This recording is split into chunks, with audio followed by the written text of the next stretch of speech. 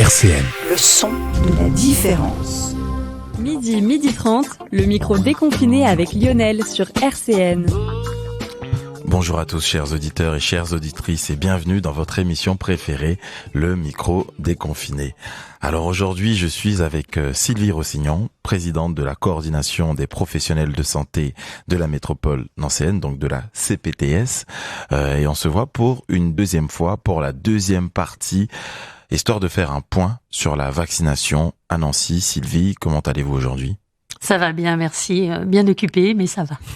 Merci d'avoir répondu une fois de plus à notre invitation et d'avoir trouvé le temps de venir répondre aux questions des internautes et des auditeurs de RCN. On va commencer cette émission par une citation du journaliste écrivain Samuel Ferdinand Noble qui disait que la confiance ne se donne pas, elle se mérite. Sylvie Rossignon, comment mériter la confiance des Français aujourd'hui ? Vous avez 4 heures pour répondre. Exactement. C'est ça, même pas 30 minutes. Alors, oui, la confiance, ça se gagne parce que on dit ce qu'on fait et on fait ce qu'on dit. Donc, on est clair dans son message. Et je pense qu'on a beaucoup à apprendre sur la façon de gagner la confiance des gens, tant au niveau du gouvernement que des professionnels de santé. Faut qu'on s'améliore. On peut pas imposer quelque chose aux gens sans qu'ils utilisent leur capacité de réflexion. Ça ne marche pas. D'autant plus, on parle beaucoup de démocratie participative. Je vois pas comment on va faire de la démocratie participative si on impose les choses aux gens. Donc il faut que ça vienne le plus possible par l'adhésion au message. Et puis, vraiment, l'interdiction, c'est pour ceux qui vraiment ne comprennent rien à rien, qui voudront jamais entendre le message. Mais ça, c'est une minorité de gens en général. La majorité des gens, si on leur explique la situation, si vraiment c'est important de le faire, ils finissent par le comprendre, quoi. C'est juste qu'il faut trouver les mots, quoi. Vous qui êtes professionnel de la santé, quel état des lieux vous faites aujourd'hui ? Est-ce que vous sentez plus de confiance ou plus de méfiance, voire de défiance de la part des personnes que vous croisez sur le sujet du vaccin aujourd'hui ? Alors, je trouve qu'on a eu deux étapes importantes dans la vaccination. On a eu la première phase des gens qui avaient extrêmement peur de tomber malade et qui cherchaient une place pour se faire vacciner à l'époque où on n'avait que quelques doses. Enfin, on a vraiment géré la pénurie au départ. Et puis ensuite, maintenant, on voit venir des gens qui d'accord, faut se faire vacciner, mais ils sont pas trop pressés, ils verront demain. Ou ceux qui carrément étaient contre ou avaient d'énormes doutes et qui se sentent contraints. Et donc là, ils viennent se faire vacciner et là ils montrent en même temps leur désaccord. Donc du coup, c'est l'occasion de parler, de leur dire, ben voilà, le message, voilà pourquoi c'est important de vous faire vacciner.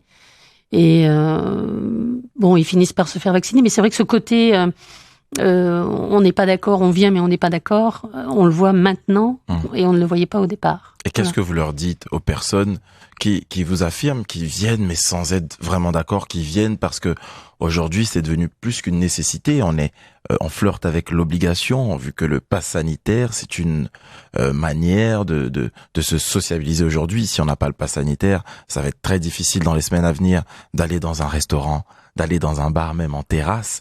Qu'est-ce que vous pouvez dire à ces gens qui vous disent « Écoutez, nous, on vient à contre-cœur ». Alors, il y a 2 niveaux. Il y a le niveau répondre aux fake news, c'est-à-dire le vaccin, ça tue plein de monde, le vaccin, ça n'a pas démontré son efficacité. Donc, on répond à ces questions-là. Et le deuxième niveau, c'est d'expliquer, on a tous vécu le confinement de départ. On a tous été impactés, on a tous été privés de liberté pendant le confinement de départ. Interdiction de sortie, sauf pour les professionnels qui le nécessitaient. Donc on a tous été impactés, on a tous le souvenir de ça. On a le souvenir de la mise au chômage, etc. Donc ça, il faut plus que ça arrive.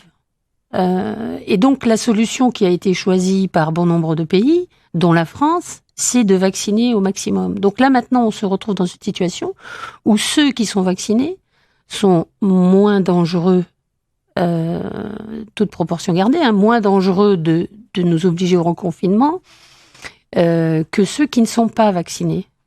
Donc forcément, là, on fait un confinement sélectif, d'une certaine manière, où on demande aux gens qui n'ont pas le pass, qui n'ont pas été vaccinés, de prouver qu'ils ne sont pas contaminants. Voilà. Donc, c'est très désagréable de se sentir mis de côté, mais c'est ça le problème de la liberté, c'est que si je prends la liberté d'aller à droite, eh bien, je n'ai pas les avantages d'aller à gauche. C'est la liberté et la responsabilité, c'est deux choses qui sont extrêmement liées. Donc, je suis libre, on est en France, je suis libre de ne pas me faire vacciner, mais les autres sont aussi libres de ne pas risquer d'être contaminés à vous fréquenter.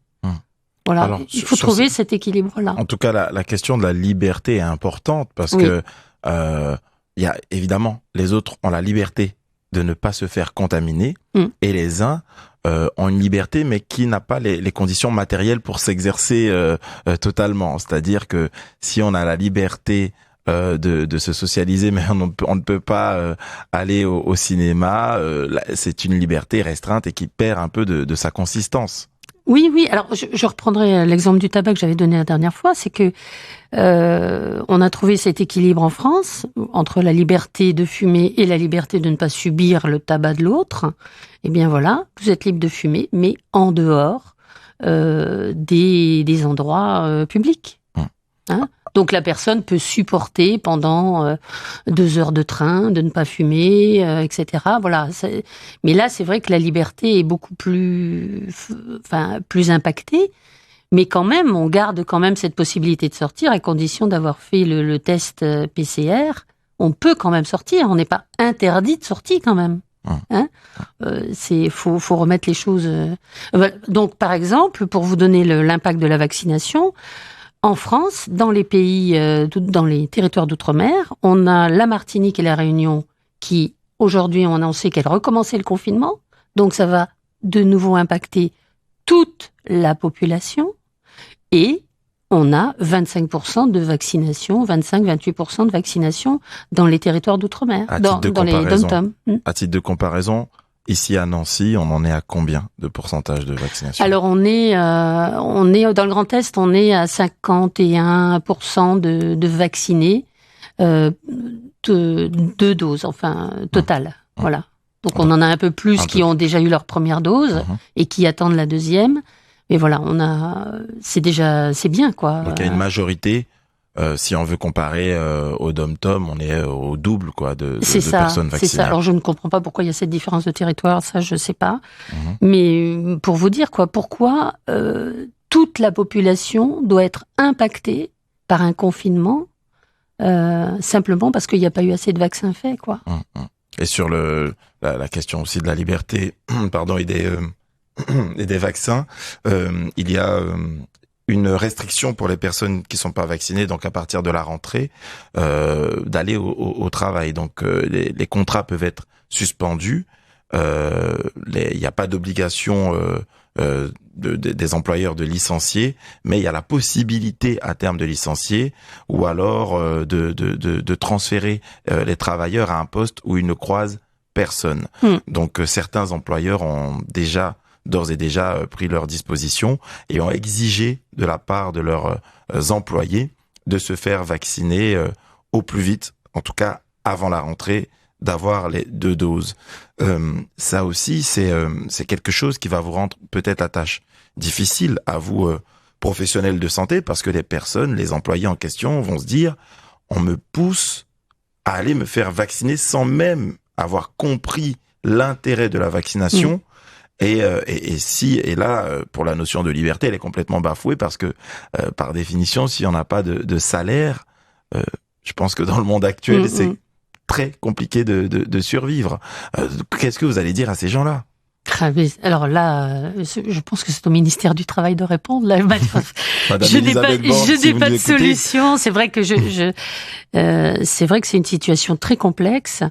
Mais je crois qu'il faut vraiment discuter avec les professionnels de santé sur l'intérêt de la vaccination, quoi. Faut vraiment étudié tous les cas. Moi, je vous enjoins de regarder un article qui est sorti dans Le Monde.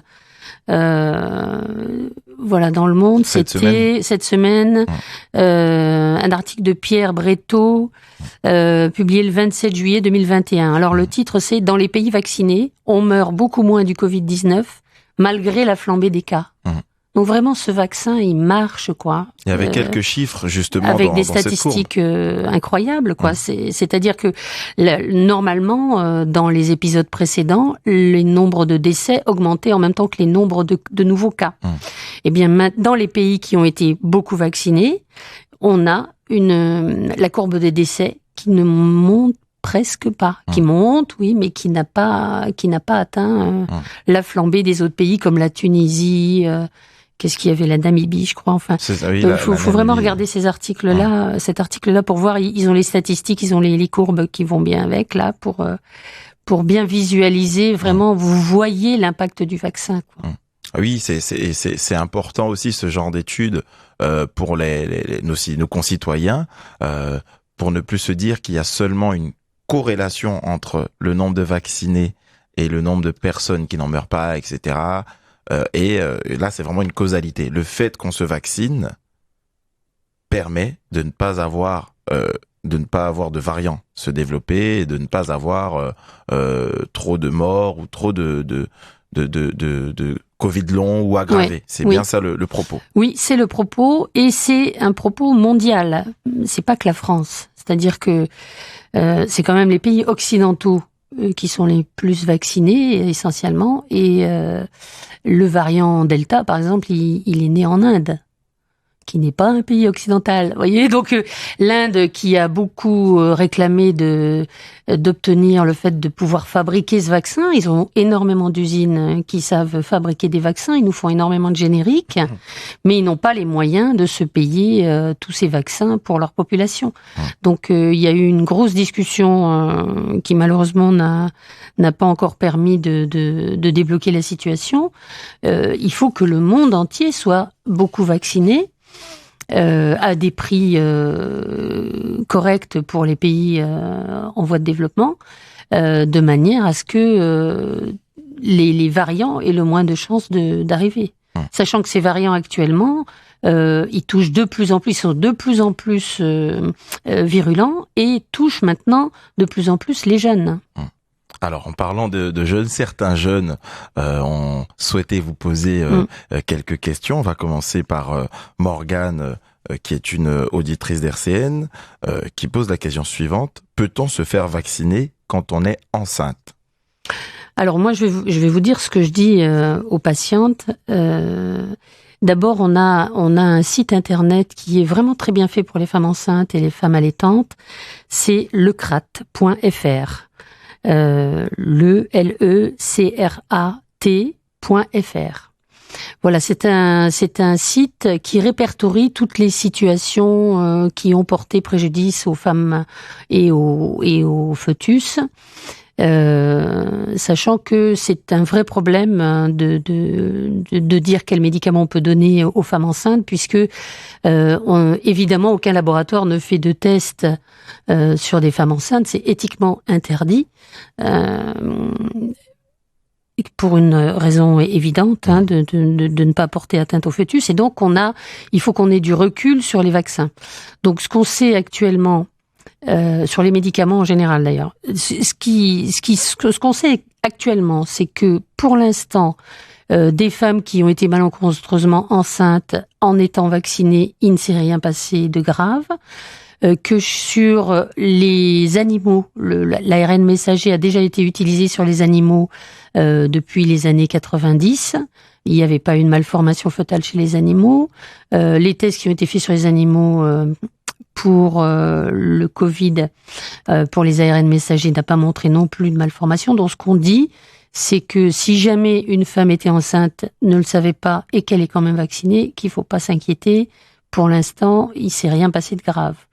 Et deuxièmement, s'il y a un désir de grossesse, autant attendre les 3 premiers trimestres, les 3 premiers mois, c'est-à-dire le moment où le fœtus se forme, pour ensuite être vacciné au 2e trimestre, de manière à être couverte contre le Covid au 3e trimestre, parce que c'est là où on a un surpoids, et évident, puisqu'on est enceinte, et des risques de problèmes vasculaires à ce moment-là. Et donc, pour protéger la mère et le bébé et avoir une grossesse avec des risques diminués, de faire un Covid en 3e trimestre, parce que c'est pas le top. En tout cas, vous encouragez les auditeurs, les auditrices en premier lieu à aller donc sur le site Le Crat pour avoir des informations concernant vaccins et grossesse. Oui, vaccin grossesse, vaccin allaitement. Il y a vraiment il est très bien fait, il est assez simple à lire. Voilà. Et il référence toutes les nouveautés. Enfin voilà, il est très à jour, quoi. Alors 2 questions dès à présent. Il y a une question d'abord de Sophie, puis une question de Ruben. Sophie qui demande: le pass sanitaire va-t-il être maintenu longtemps? Et Ruben qui dit: avec l'apparition des différents variants à l'avenir, il y aura-t-il de nouveaux vaccins à faire, des sortes de mises à jour? Puisque le virus ne cesse de muter et de s'adapter à de nouvelles populations, pourquoi ne pas rester confiné tout simplement? Et la question de Ruben est légitime dans le sens où vous nous avez dit pour qu'on soit tranquille par rapport au confinement, etc., il faut qu'une majorité de personnes à l'échelle planétaire soient vaccinées. Alors, on sait qu'il est très difficile aujourd'hui de convaincre certaines personnes dans certains pays de se faire vacciner. Donc, on peut avoir, comment dire, un questionnement par rapport à ça. Et aussi, cette semaine, il y a des chiffres qui sont sortis en Israël qui nous disent que le vaccin, par rapport au variant Delta, ne fonctionnerait pas sur le long terme. Donc, ils ont commencé déjà à expérimenter la possibilité d'une 3e dose. Ça, c'est à Israël. Et pour la question de Sophie concernant le temps, la longueur du temps sur lequel le pass sanitaire peut-il être maintenu, on peut se poser légitimement cette question parce qu'on a eu le cas, notamment avec l'état d'urgence, qui était une situation provisoire et qui est maintenant inscrite dans la loi et qui revient assez souvent. Donc, qu'est-ce qu'on peut répondre à ces 2 personnes ? Alors, d'abord, le confinement, pourquoi il ne faut pas rester confiné? Parce que le confinement tue. Il tue le moral, il tue l'économie. On a par exemple beaucoup de personnes âgées qui se sont retrouvées enfermées chez elles. Ça fait 18 mois qu'elles sont enfermées chez elles, donc elles ne se musclent plus. Elles mangent moins.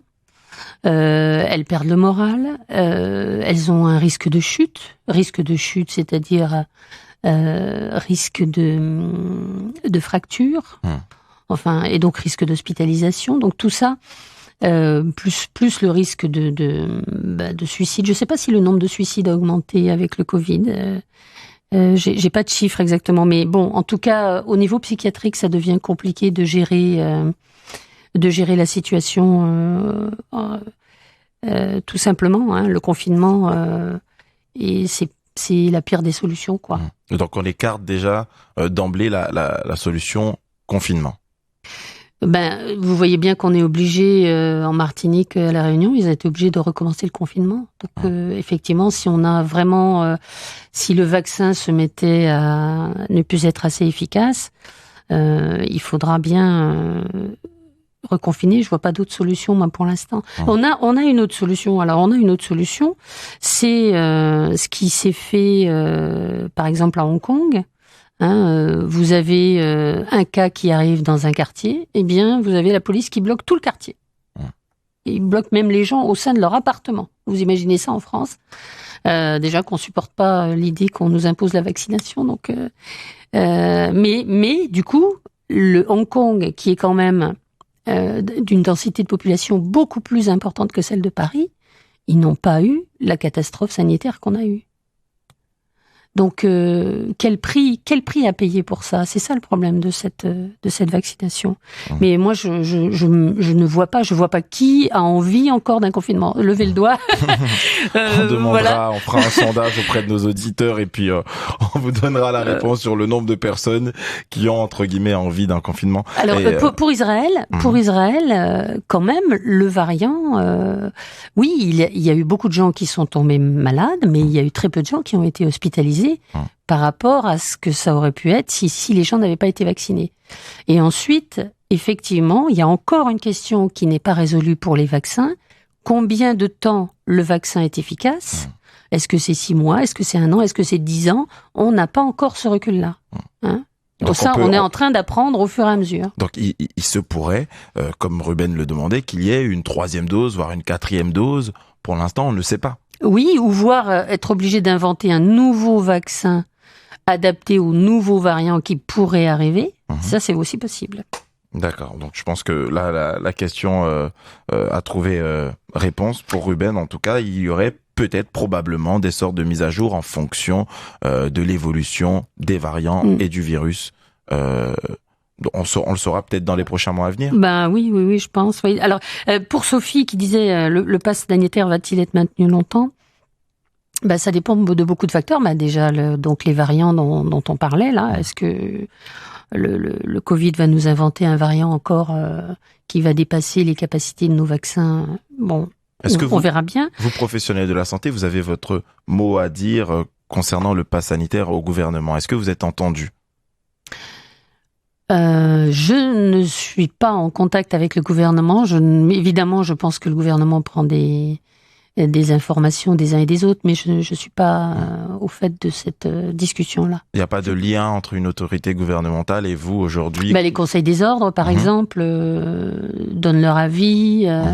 Les syndicats aussi. On a des syndicats, notamment médicaux, qui militent pour que les médecins puissent avoir dans leur cabinet des doses de vaccins, pour qu'ils puissent vacciner des gens qui n'ont pas envie d'aller dans les centres de vaccination. Donc ça, il y a des discussions là-dessus. Et en parlant de doses, il y a une mise en place de distribution de Pfizer pour les médecins traitants et les cabinets médicaux. C'est en train de se mettre en place sur le Grand Est. Donc on va communiquer là-dessus au niveau de la CPTS et on va bientôt vous dire les pharmacies qui vont être relais pour aller chercher, pour aller demander des doses de Pfizer dans ces pharmacies-là. Et donc ça concerne les médecins, les pharmaciens, les sages-femmes et les infirmiers. D'accord, donc les professionnels de la santé vont aussi devoir se renseigner auprès de la CPTS et de l'ARS pour pouvoir recevoir ces doses-là. Voilà. Ça va se mettre. On va communiquer bientôt. Je parle là donc à mes confrères qui s'attendent à ce que ils puissent demander dans vraiment pas longtemps des doses de Pfizer. Au niveau des patients, il suffira de contacter par exemple son médecin traitant et si le cas échéant le médecin a la dose, prendre rendez-vous pour ensuite aller se faire vacciner. Oui. Donc ça va être le processus va être un peu plus simplifié, en tout cas au niveau du Grand Est. C'est surtout qu'il va y avoir un peu plus de doses dans les cabinets. Voilà. Je dis un peu plus de doses parce que c'est vrai qu'on est avec le Moderna qu'on reçoit dans les cabinets, c'est vraiment du compte-gouttes. D'accord. Il y a une question de Valentine. Juste pour Sophie, oui. Le pass sanitaire, il y a un autre aspect qui est important de voir, c'est le moment où on sera suffisamment immunisé au niveau population. Donc à quel moment, ça s'appelle l'immunité collective, à quel moment on sera suffisamment vacciné en nombre pour pouvoir dire que voilà, on peut relâcher la pression par rapport au pass sanitaire, parce que même s'il y en a quelques-uns qui sont encore pas vaccinés, c'est pas grave, ça va pas étouffer le système hospitalier. Voilà, ça, on l'a pas encore atteint ce niveau-là. Le jour où on arrive à l'atteindre, 90%. Pour le Covid, on ne le sait pas encore. D'accord. Voilà. Donc pour l'instant, on est à 50%. Si on arrivait à 80%, ce serait magnifique. Voilà, mais probablement, ce sera dans les 80%, peut-être 70, peut-être 90, je sais pas, mais voilà, pour l'instant, cette fourchette, on la connaît pas. Donc ça aussi, c'est important, c'est l'immunité collective et puis éviter d'avoir un nouveau variant. Alors, donc je reviens à la question de Valentine. Si on se vaccine, est-ce qu'on risque d'avoir des problèmes plus tard sur le long terme? Alors, le long terme, c'est plus pour les médicaments qu'on prend tous les jours. Alors, je vous reprends l'exemple du Mediator, le fameux célèbre, là. Donc, les gens prenaient leur comprimé de Mediator tous les jours et ils ont fait ça pendant des années. Et donc, au bout de plusieurs années, ils ont eu des problèmes de valves cardiaques défectueuses qu'il a fallu opérer, etc., avec tous les problèmes que l'on connaît. Et donc, il a perturbé les organismes parce que il s'est accumulé au fil des années. Voilà. Le vaccin, vous faites 2 doses et puis c'est terminé. Donc, vous n'avez pas ce phénomène d'accumulation sur le long terme. Donc, le risque pour un vaccin de faire un problème dans 5 ans, dans 10 ans, c'est quasiment inexistant. À condition qu'il n'y ait pas une dose à faire par an, c'est ça? Ou un peu plus? Ça reste à prouver, hein, une dose par an. Pour l'instant, le vaccin de la grippe, on n'a pas d'accumulation sur le long terme, et pourtant, il y a des gens qui sont vaccinés tous les ans. Que répondez-vous donc aux personnes comme la généticienne Alexandra Henrion-Caude, ancienne directrice de recherche à l'INSERM, qui définissent le vaccin comme étant un vaccin génique expérimental? Il est connu depuis, il est utilisé comme vaccin depuis 1990. Donc, à quel moment ça commence à devenir, à n'être plus expérimental, quoi. Moi, je sais pas ce qu'elle veut dire avec ça. Hein. Eh bien, on va passer à un cas pratique avant de terminer cette émission. Donc, les internautes se sont amusés à simuler quelques cas. Alors, donc le premier, c'est moi non vacciné, je souhaite participer à une soirée. Je me rends donc à cette soirée avec mon petit test PCR négatif au Covid. Je rentre à cette soirée. Toi, vacciné, tu décides de venir à la même soirée que moi, mais comme tu es vacciné, tu ne fais pas de test PCR avant de rentrer et tu as ton super pass sanitaire. Mais tu rentres et tu es positif. Puisque tu n'as pas fait de test PCR, on ne le sait pas. Moi, non vacciné négatif à la base, je me retrouve donc contaminé par toi, vacciné positif. Est-ce moi le plus dangereux? Alors, dans cette soirée-là, ce qui est dangereux, c'est de ne pas garder la distanciation sociale quand on n'est pas vacciné. Oh là, on botte un peu en touche. Non mais une personne, il a été démontré dans. Je vous avais cité un site la dernière fois, faut que je le retrouve. Mince. On le mettra en lien dans cette émission. Je l'avais dit dans l'émission précédente. Il a été démontré. C'est infovaccin.fr, quelque chose comme ça. Donc, il a été démontré que les gens vaccinés contaminent moins leur entourage que les gens qui ne sont pas vaccinés. Voilà. Donc, il a moins de risques d'être contaminant. Maintenant, quand on a un test PCR négatif, on l'a le jour même. C'est-à-dire, on fait le test, par exemple, le jeudi, il est négatif, on va en soirée le samedi.